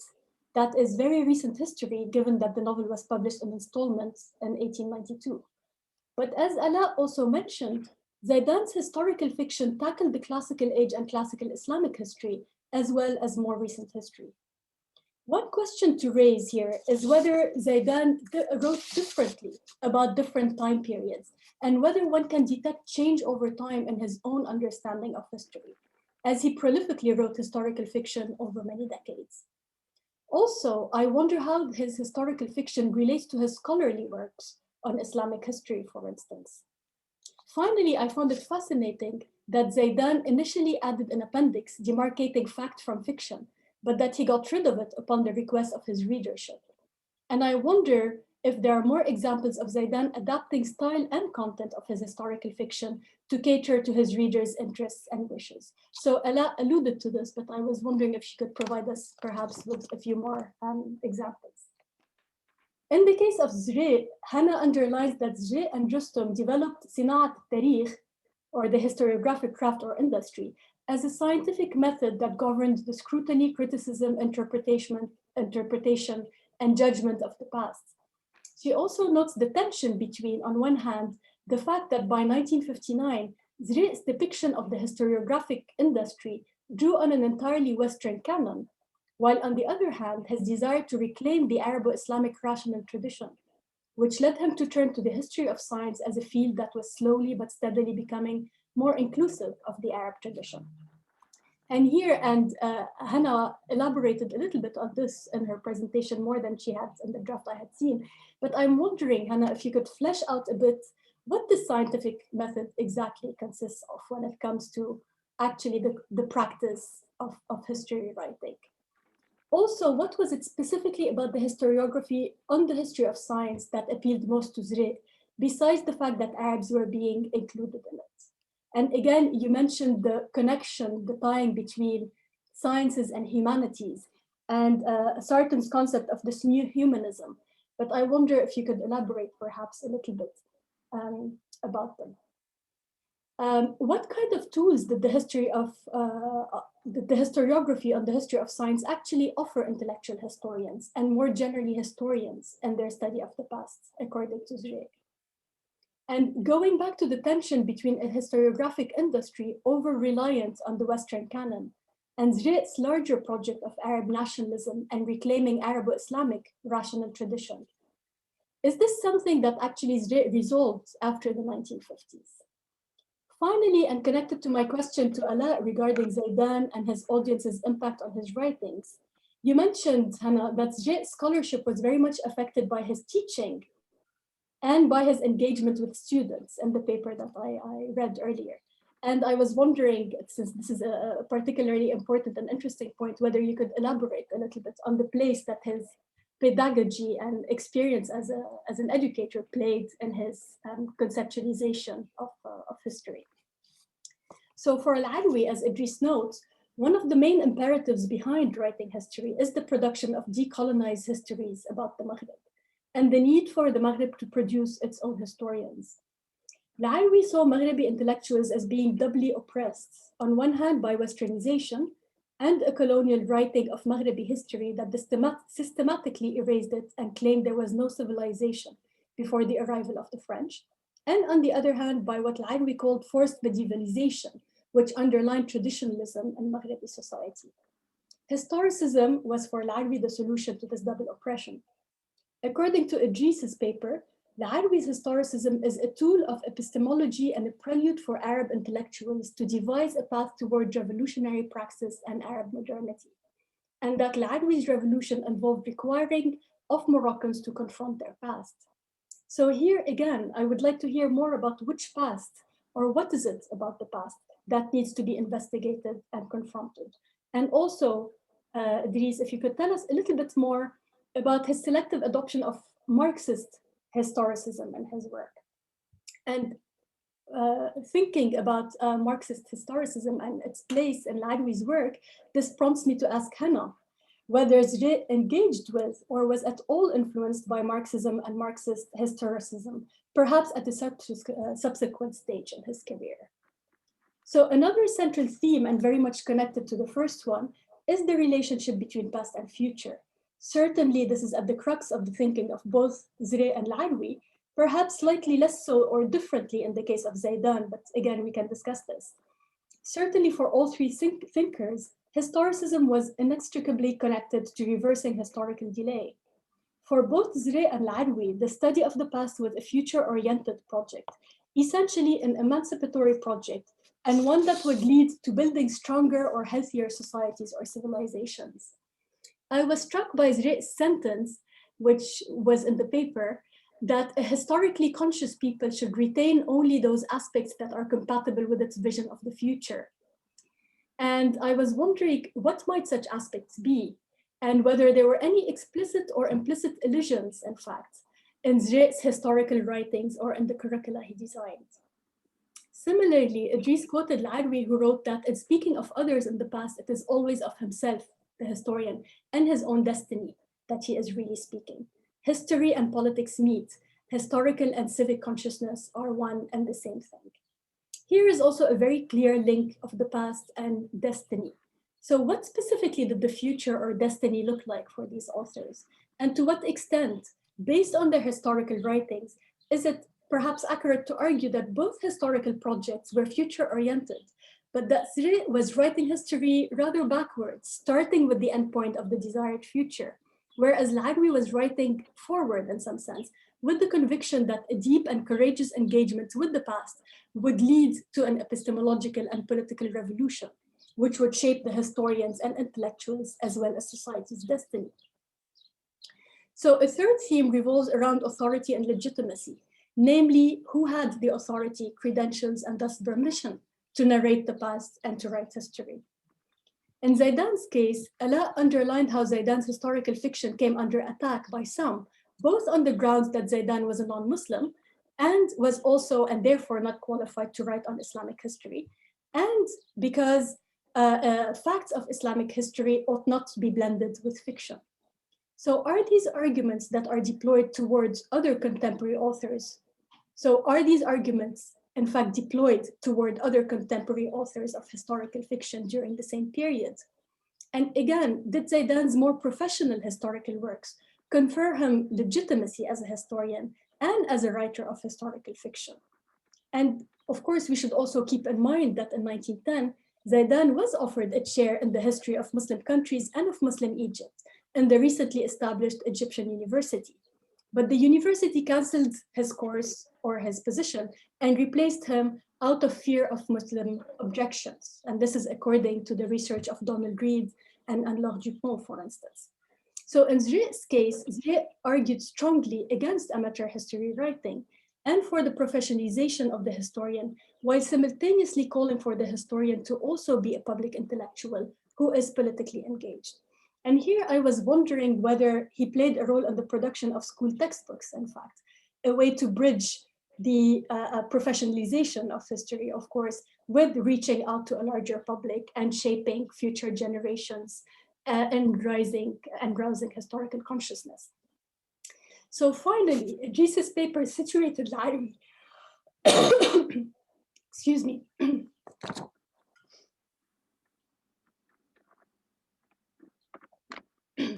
Finally, Idriss's paper situated Al-Arabi's conceptualization of historicism within variegated and complex forms of intellectual trajectories, linking North Africa between Tunis and Algeria and Morocco with Beirut, as well as Paris and Los Angeles, in fact, and specifically analyzed the critical engagement of Al-Arabi with Zurayk's work. I was curious to hear about Zurayk's responses to Al-Arabi's writings. Of course, this is after 1959, and more generally, though, on Zurayk's interlocutors in North Africa, as well as the place of North African history in Zurayk's own thinking about history and his own writings on history. So I will stop here, and again, I would like to thank you all so much for such stimulating presentations, and I look forward to your answers and to the rest of our discussion. So do you want them to answer, or are you going to take questions? Would you perhaps like to start answering perhaps one of the questions that I've raised each, and then we can take questions from the audience? Should I begin? Okay, awesome. Thank you so much. And thank you for these really engaging and constructive questions.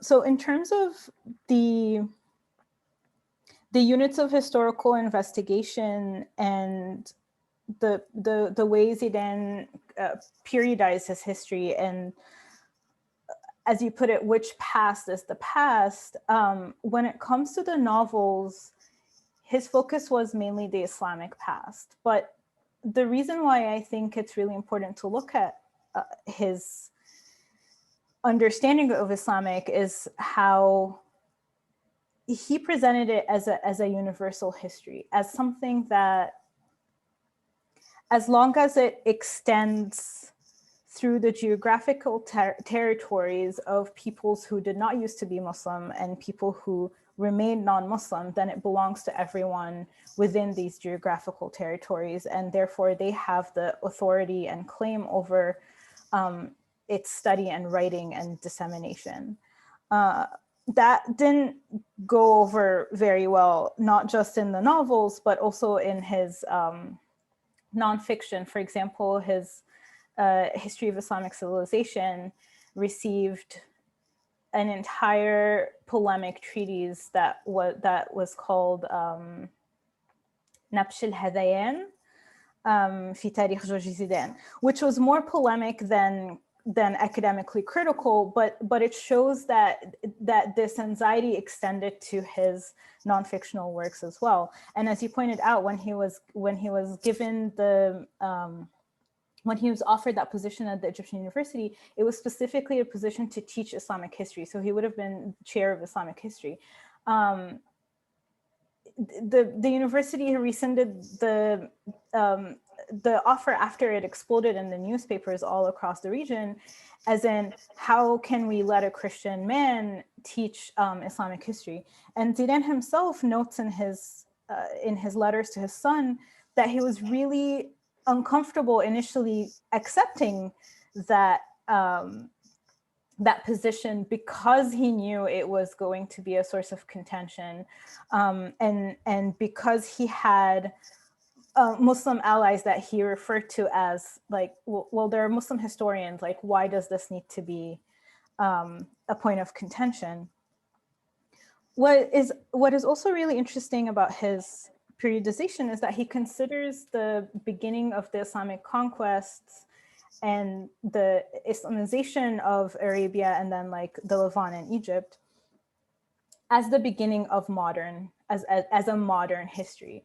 And so the reason why his history of Silsilat Tarikh al-Islam is sort of this huge time gap, right? Like he collapses centuries of history across these serializations, is because he sees this as one period. He doesn't see it as one unchanging ahistorical period, but he does see it as a singular sort of changing event, which is the beginning of modernity, which I think is important because it also challenges this idea that modernity came from Europe and all of this. And he doesn't really shy away from ideas of European progress and all of that, but he doesn't see them as necessarily contradictory, to think that like modern can be more than one thing. I'm not sure sort of where to go from here. If you could maybe throw me a bone with one of your questions. Sorry. Sure, or we can continue with the others and then we return to you. Thank you, Ilham. You've given us a lot to think about. And I'm sorry about the neighbor's dog, but I hope it's not too disruptive. If it is, maybe we go to Idriss and come back. It's okay. You've given me a lot to think about and many interesting questions. I'm going to take up a few, I think, together and then see what that leaves us with. So there are two interesting facts about us in history, one more known than the other. The first is that it is part of Zurayk's overall oeuvre, but more importantly, part of a trilogy that is نحن والمستقبل في معترك الحضارة and the battle for civilization or culture, and نحن والمستقبل us in the future.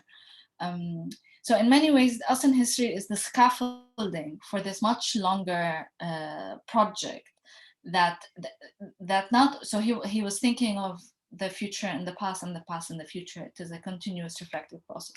So this is one fact. The other fact that it was initially meant to be a curricular and research book as part of the Arab Studies group, which is the Society of Scholars affiliated with the Arab Studies program.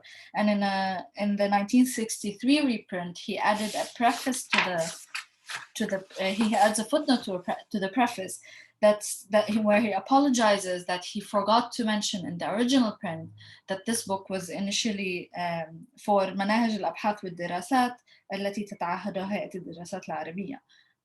So the curriculum for program for curriculum and research headed by Faris. So these two facts together, the fact that this book was conceptualized in an educational setting for an educational purpose, and the fact that it is the basis for a three-part project about the present and the future, kind of really points to the centrality of pedagogy in this process and education. And this is the part I had to cut out to keep to the 20 minutes, so thank you for asking about it.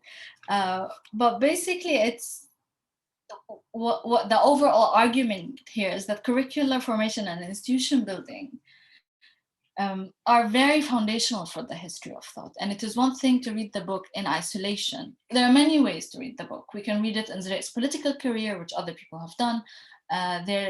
We can read it as part of his oeuvre, which they also have done. But I have chosen to place it in a pedagogical context because I really think that something comes out that we don't see elsewhere, because pedagogy is where he engages with both abstract theory and political context. I think the university, referring to Idriss's notion of sites of circulation, I think the university is a very crucial site for circulation of this work, where he is in conversation with Ibn Khaldun and with von Ranke and with Hegel, but also responding to the tumultuous events of the 40s, 30s, 40s, 50s. And this really comes out in many ways in Us in History, including his engagement with Marxism, for example, where he, in the framing chapter for Us in History is reflecting on the Arab's positions, multiple positions towards history, and he organizes them in four currents: the traditionalist, and these are Zaidan's critics, which Alaa discussed, the Marxists, the nationalists, actually, including everyone from Taha Hussein to Haikal to Han, and then the scientific current, which he and others represent. And he's writing against those historiographic currents, but he's also writing against the political worlds. I mean, the problem with history is a political problem, and he's using it as a way to forward critique of competing political currents, and he's elevating his notion of scientific truth to the level of ideology. The last thing I'm going to say about this is that the decision to focus on pedagogy and education started in the archives. At the time, I was working in the AUB archives. I was special collections librarian. And one of the collections I was lucky to work on was the Zurayk papers.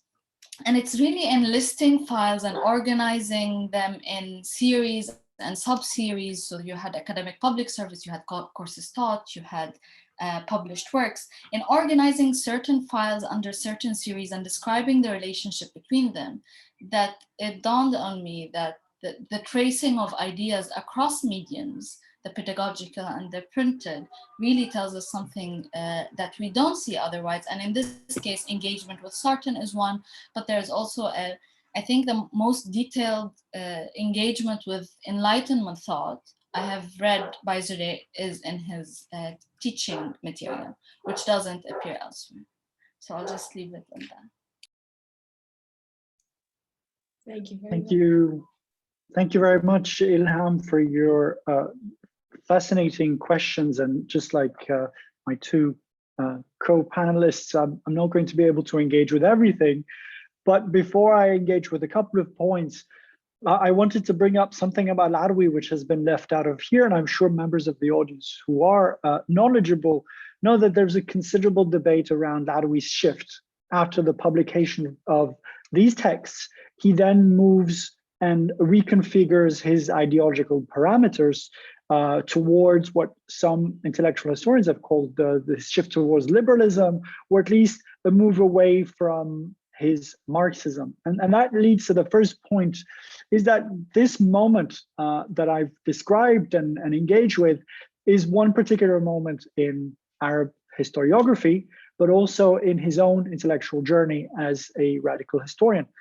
And in trying to understand where he was in his mental space and his particular endeavors, I think it's important to see this methodology as a very personal pursuit of a certain rapport to try to reconcile universal philosophy and at the same time where his own country is located there. So not all of it are analyses that I do agree with.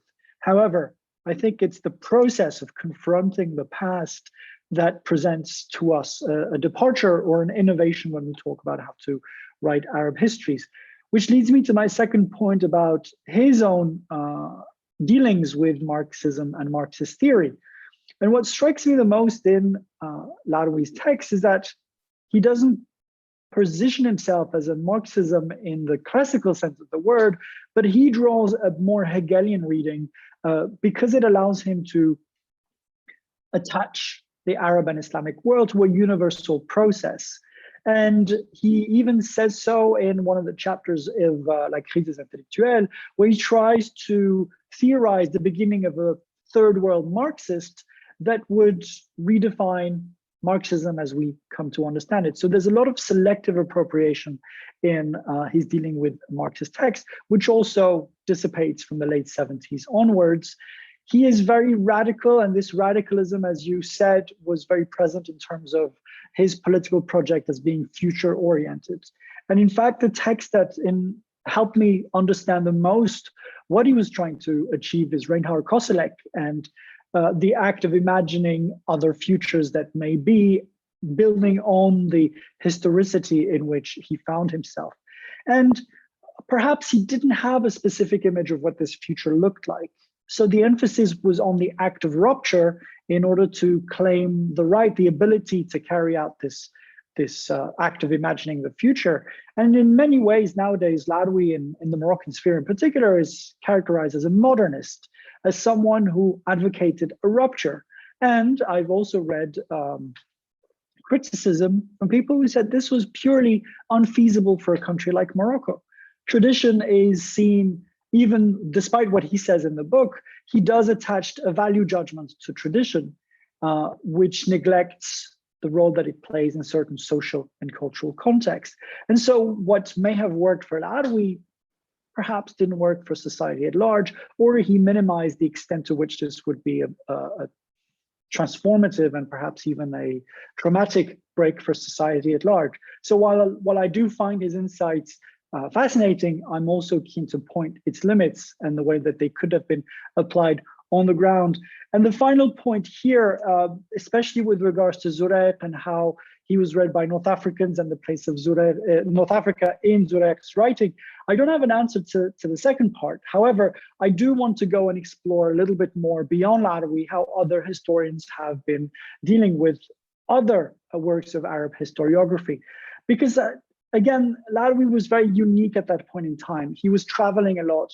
He tried for a very few years in the early 60s in Sijam to adapt to his history department, but that hadn't worked quite well. And it's once he returns home to the country that he adopts a softer approach to which I would need to look a little bit deeper before being able to see how where Zurayk fits in the overall thinking.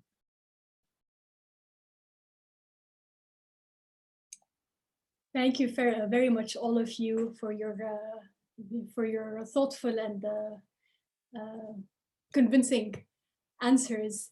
I would like to now take some of the questions that members of the audience have sent us. So I'll take them in chronological order of receiving them. So first is a question that Mariam Laali has asked. Thank you, Alaa Murad. How can you relate Zaidan's treatment of early medieval Islamic historical texts with contemporary similar trials of re-narrating them in novels written in English? For instance, the Satanic Verses by Rushdie or other academic works, but not necessarily less controversial, invading the Islamic studies field today. Thank you so much for the question. It's a really good one. So I think there's definitely appropriation happening in the English examples, but I do think the historical context is very different, and I don't want to approach it in an sort of anachronistic way. I will say that the way books like the Satanic Verses use the Islamic sources is very different than what Zaidan is doing. Zaidan is not he's not reinterpreting the sources, and he's certainly not taking sort of marginal narratives and creating big stories around them. He's trying to contextualize the sources that he gets from classical and medieval sources by putting them into like human interactions. So the example that I mentioned earlier with Ali ibn Abi Talib, it actually starts with him visiting the grave of the Prophet Muhammad, and the main characters are watching him as he cries at the grave, and he says this whole speech, and then he recites Quran, and he leaves. So he doesn't change anything in the text that he appropriates. Sometimes they're copied verbatim and quoted, and the purpose is not to actually create contention, is what I want to say, which seems to be some kind of what the English examples are doing. So yeah, I hope that answers the question. Thank you, Alaa. So we have a couple more questions. A question from Kawkab Shbaru, and again, this is a question to Alaa. Thanks so much for your great talk. Could you please speak a bit more about the anxieties you mentioned that Zaidan's work has triggered, and the relationship of these anxieties to the effective truth of cultural poetics that Zaidan's work seems to be drawing upon in Silsilat Tarikh al-Islam? And then there's a parenthesis, not sure if you agree, but I see Zaidan's work there moving away from historicism and expanding the relations between historical truth and fictional/literary truth towards the creation of a historical cultural poetics, and towards forging a public collective memory that engages with effective truth as much as with factual truth. And then she says she'll need to leave the talk, so hopefully she is still with us to listen to the answer. So in terms of the anxieties, I think it centers on the two things I mentioned. One, the concern between blurring fiction and history, which Zidane doesn't see as a problem, because he responds to Rafi al-Azm in his in Al-Hilal with a 2-page letter saying that, like, sort of, I'm sorry you think this is a problem, but it's not. So this is something that I think is very much related to what Hana was talking about, the emerging establishment later of history as a science. But at the moment Zidane is working with, it's not happening yet. It's fluid enough that he can get away with this, albeit with a lot of criticism. And Al-Azm does refer to him as a historian. He does refer to him as a mu'arrikh. So it hasn't yet been decided that Zidane is not a historian, just because he's writing popular fiction. The other source of contention is the fact that he's doing this specifically about the history of Islam. And I think it has to do with a lot with the fact that he is a member of a minority rather than a Muslim man, although he was, there is a lot of ambivalence at the beginning of his work, as we see with Rashid Rida. Like, initially Rashid Rida is actually reading Zidane's work and commenting on it before it goes into publishing, sort of as a colleague and a friend.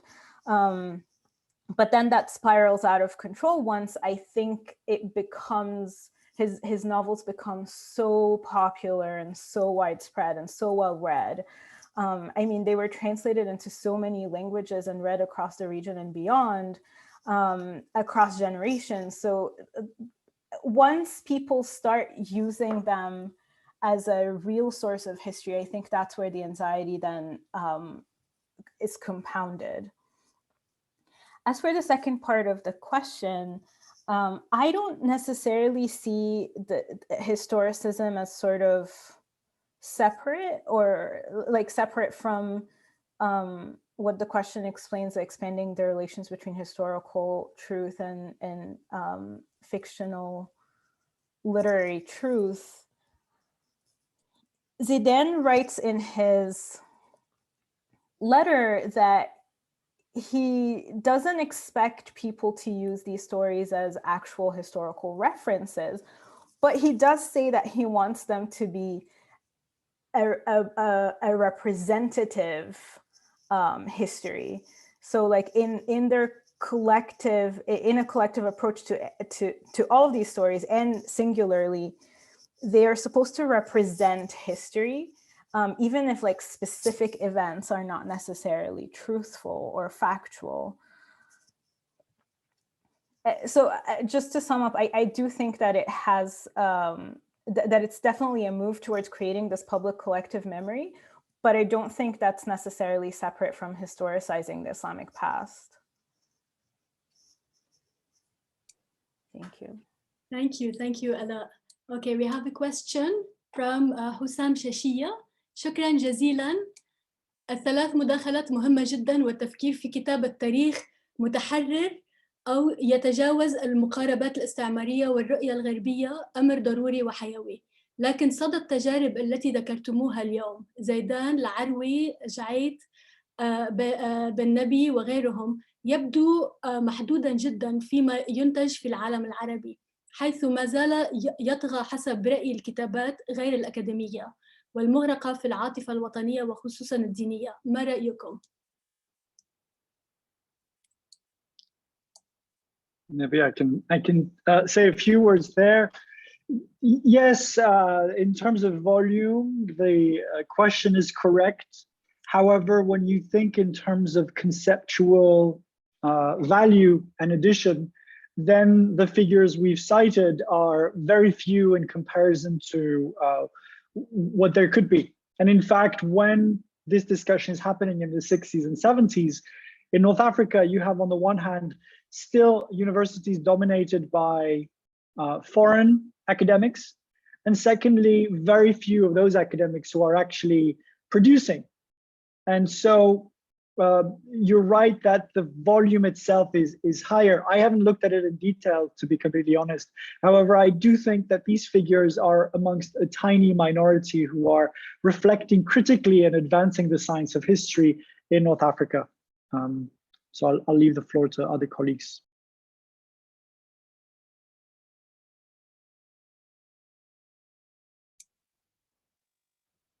If I can move on to another question if you want. Okay, so another question from Asmat Al-Halabi.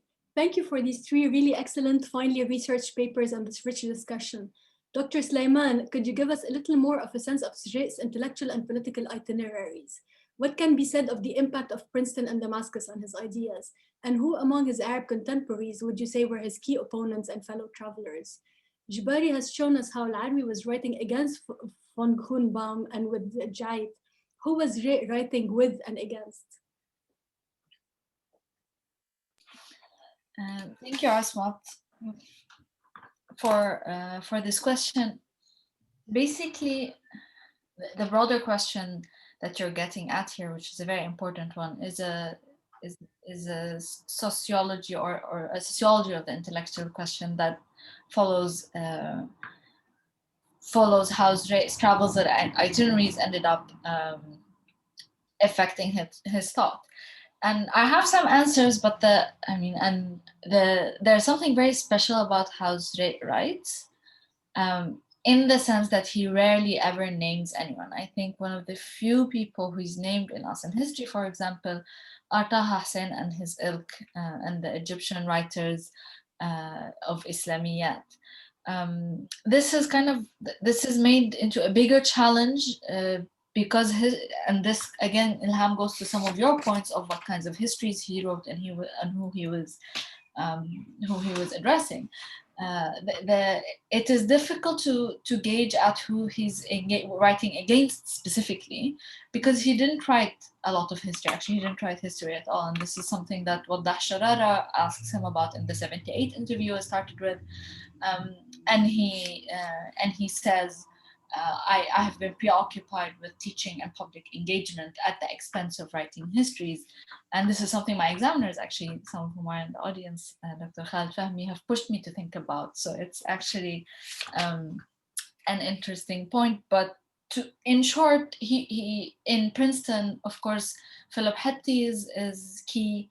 Kind of Hattie and Rustam are 2 very foundational figures, because Hattie plays all of the, in his autobiography, he mentions a few anecdotes about how how the first and second and third encounter with Hattie were crucial to his leaving Damascus, going to Beirut, studying at AUB, and then Hattie's departure to Princeton created a vacancy that Rustam then encouraged him to fill by dropping out from mathematics and switching to history. And then he was, as part of that agreement, he pursued graduate studies in Chicago and Princeton. At Princeton, it seems to have been an immersion into Tahdhib al-Akhlaq under Hattie's supervision, and then going back to Beirut, and this is where because it was very brief encounter in the US, going back to Beirut, the first 10 years are, and historian Samir Sa'eli has written about Zurayk's first 10 years with a deep engagement to his political world at the time, Majmu'at al-Amal al-Qawmi, and this tension between politics and intellect, where he emerges on the side of institutional building and reform, as opposed to the side of conventional party politics. But that doesn't mean politics doesn't exist, because the problem of history is a primarily political as well as an intellectual one. But after a certain set of encounters, including a few encounters in Damascus, when he was in Damascus, he witnessed a series of coups d'etats. Between 49 and 50, I think he witnessed 3 in this longer series of coups d'etats in Syria, which in later writing he describes as formative on his view of Islah versus Inqilab, so reform versus revolution, or mutinism or coup d'etat. And all of these could be gleaned from his path and from his writing. But yes, given the fact that he hasn't written histories, and this is something interesting to think about, why has he not written histories? it is difficult to kind of be assertive as to who he's writing about. But the last thing I'm going to say, in the realm of intellectual historians, amateur historians, there weren't that many writers. So Yanni, the Bustani, Zaidan, these were the ones writing about the history of Syria and Lebanon, and it is implicit, or one can deduce that these are the figures he's writing against when he's disciplining the profession. Thank you, Hana. Ilham, would you like to rest your voice a bit? Thank you. Okay. This next question is from Muhammad Hashash to Idriss. I'm going to try to phrase it as a question. It's more a few comments, but he wanted to know Idriss's opinion. He's saying that Auri's view of Marxism and his past Marxism is methodological, a method for Arab scholars and not a replica, as he accuses Arab Marxists of.